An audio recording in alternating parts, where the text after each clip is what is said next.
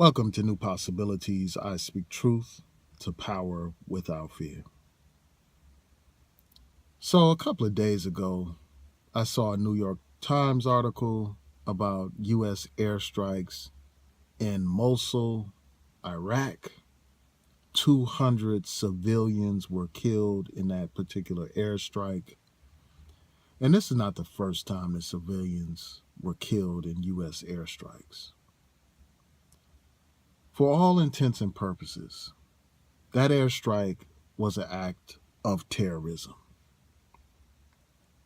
The United States cannot fight terrorism when it engages in terrorism, when it kills innocent civilians. I heard about that horrific incident in London where you had this fanatic just kill random people. He drove his vehicle into a crowd of random people on a bridge, and then he proceeded to kill an officer.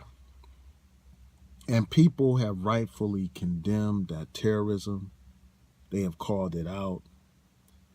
But if you are going to condemn terrorism, you must be consistent in doing so. You must be willing to condemn the terrorism committed by your own government. And that's what I have to do today, because this is an act of terrorism. And this is not something that's confined to the Trump administration or to the Republicans. This is something that the United States has been participating in for quite some long time right now. I mean, even under Obama, you had more drone attacks killing more civilians than under George Bush. This is a problem of U.S. imperialism. You can't fight terrorism while you engage in it. These airstrikes, these drone attacks, and other attacks that kill innocent civilians, they do not help us fight terrorism. In fact, what they do is they breed terrorism. They create the next generation of terrorists. Imagine if someone blew up your whole family. Would you love that person who blew up your whole family? Would you love and respect that government that blew up your children, blew up your wife, or blew up your dad and your mother, your brothers and sisters? Would you love that government responsible for that kind of terrorism against you?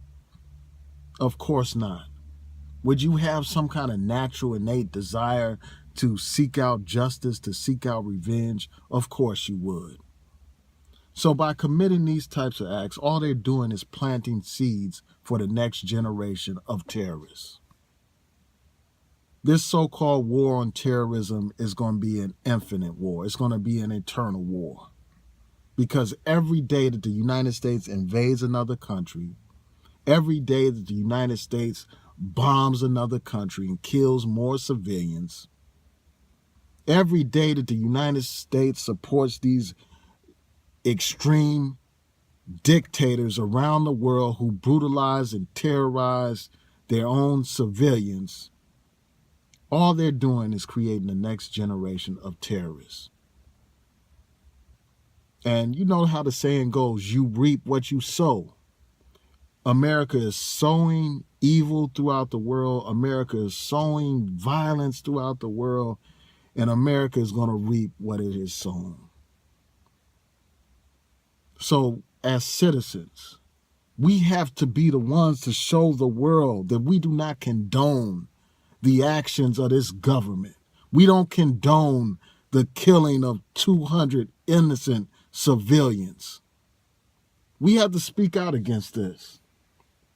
And I intend to do so, as I did during the Obama administration.